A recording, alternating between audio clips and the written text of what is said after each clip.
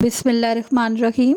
अस्सलाम वालेकुम viewers, welcome to innovative cooking and baking channel. This is Nadia Parvez. बहुत ही स्पेशल व्लॉग है और जाहिर सी बात है आपको थंबनेल से भी अंदाज़ा हो गया होगा कि हमने अपना 14 अगस्त कैसे मनाया। साथ ही हम आपके साथ हलवा कद्दू की रेसिपी भी शेयर करेंगे, यानी कि हमने 14 अगस्त पे क्या क्या बनाया ये भी आप देखेंगे। हम शुरू से सुनते आ रहे हैं कि हमारे वतन के लिए कुर्बानियाँ दी गई और ये कुर्बानियाँ ना सिर्फ 1947 में थी, आज भी ये कुर्बानियाँ जारी हैं। और कुर्बानी अपनी अपनी जगह पे अपने अपने मकाम पे रहते हुए इस मुल्क को तरक्की कैसे दी जा सकती है और उसके लिए आप क्या सेक्रीफाइस कर सकते हैं, यही कुर्बानी होती है। और शाम में हमने सबसे पहले इसको प्रेस किया और फ्लैग को निकाला और ये 2 फ्लैग्स मैं आपको दिखा रही हूँ। आपने पहचान करनी है कि असल रंग झंडे का है कौन-सा।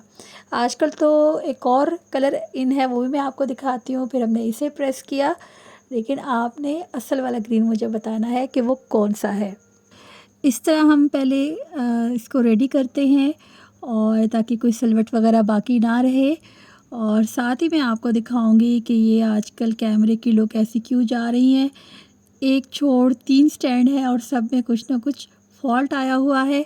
और ये देखिए जनाब, इस स्टैंड की हालत ज़ार। मैंने इसकी वीडियो क्लिप्स अभी तक संभाल के रखी है, जो कि मैंने डालनी थी चैनल के ऊपर, इसकी रिव्यू देना था और उससे पहले ही ये इसका ख़राब हो चुका है। स्टैंड बहुत अच्छा था लेकिन कुछ इसे अपनी ही ना समझे, तो इस वजह से ऐसा हुआ।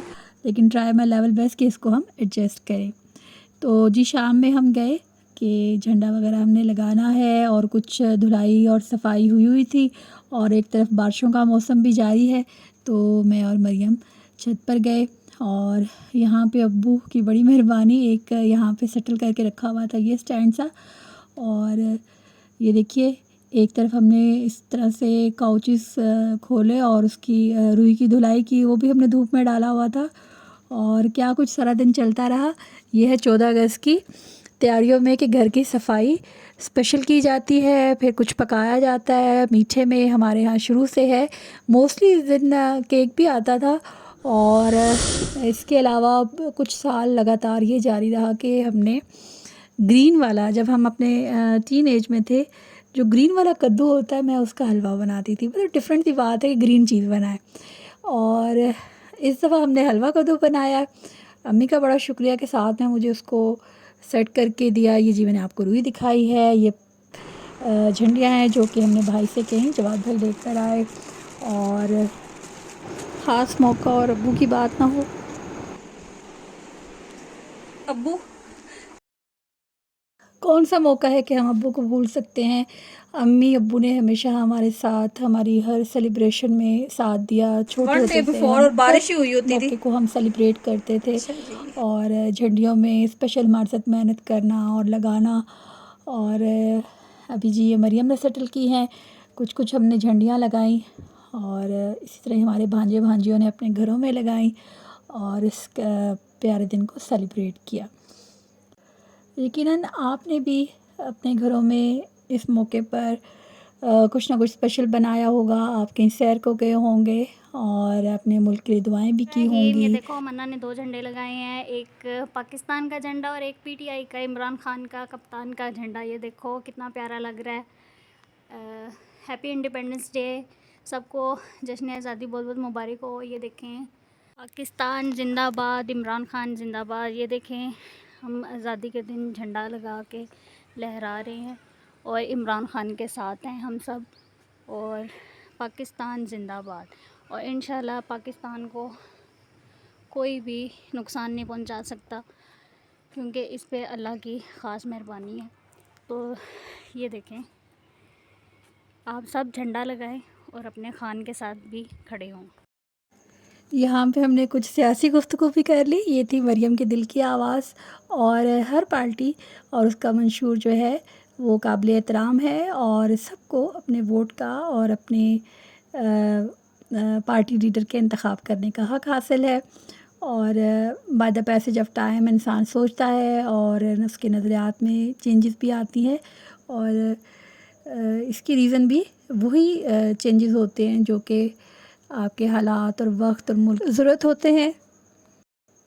Being a political science student, तो असल चीज़ सबको इत्तेहाद के साथ और सलूक के साथ रहना चाहिए और मुल्क की तरक्की और फलाह और बहबूद के बारे में सोचना चाहिए। तो ये था एक छोटा सा मैसेज हम सब की जानिब से इस 14 अगस्त के मौके पर।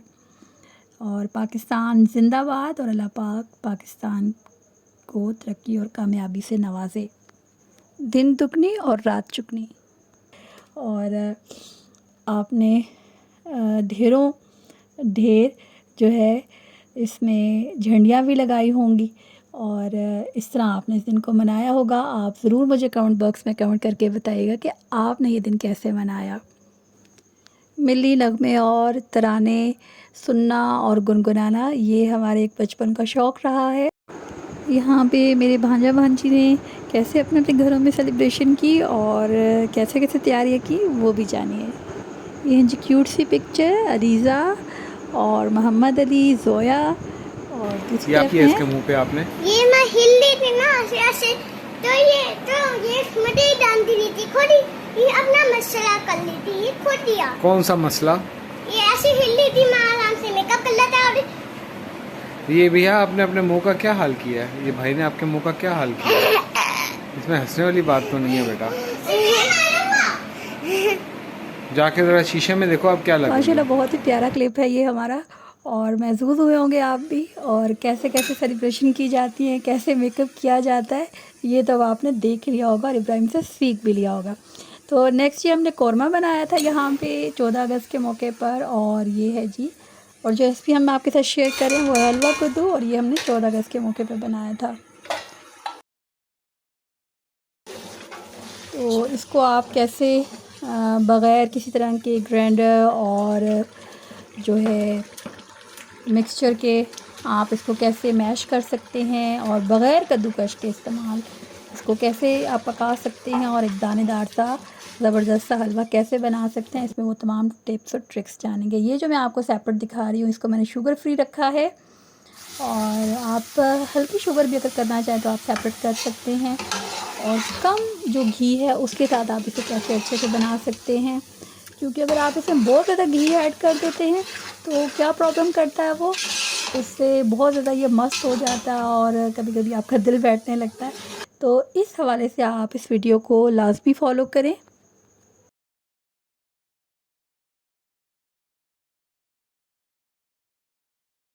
आपको हम वो तमाम टेक्निक्स और तरीक़ाकार बताएंगे कि कैसे आप इसे बग़ैर मूली कंडा के, बग़ैर किसी मशीन के इस्तेमाल के आप कैसे ज़बरदस्त सा एक हलवा कद्दू का हलवा तैयार कर सकते हैं, और साथ ही आप इससे कैसे महसूस हो सकते हैं।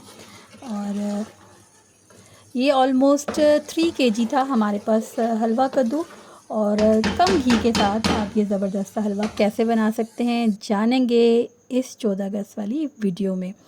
अच्छा जी, ये थोड़ा अम्मी का शौक़ था, थोड़ा सा उन्होंने हलवा कद्दू कश कर दिया था उसके मूली कंडा पे, और बाकी मैंने आपको जो सारा दिखाना है वो असल ये जो फॉलो आप करेंगे, मोटी मोटी जो मैंने यहाँ पे कटिंग है इसके साथ है असल में हलवा कद्दू की जो हमने आपको टेक्निक्स बतानी है। तो अगर किसी को इसमें प्रॉब्लम है कि वो समझता है कि हलवा कद्दू आप दोनों तरीके से बना सकते हैं, लेकिन बहुत मेहनत होती है, कभी कभी हलवा कद्दू बहुत सख्त होता है, उसको छीलना ही बहुत बड़ी शहादतमंदी होती है कि आपने उसे छील लिया है।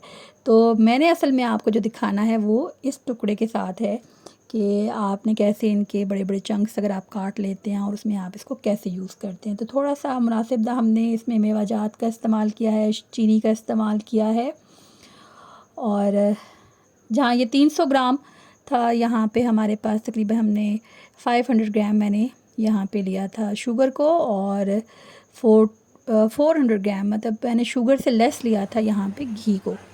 तो ये तो थोड़ी अम्मी के शौक़ की बात है जो मैंने इसमें ऐड किया है, लेकिन आप सिंपल मेरी एक और वीडियो भी मौजूद है जिसमें हमने कद्दूकश किए बिना, आप उसे भी फॉलो कर सकते हैं।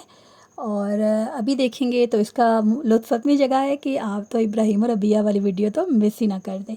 अच्छा जी, यहाँ पे है हलवा कद्दू को हमने बॉईल कर लिया। उससे पहले ये थोड़ा थोड़ा जो फोम आ रहा है इसको आप रिमूव करेंगे।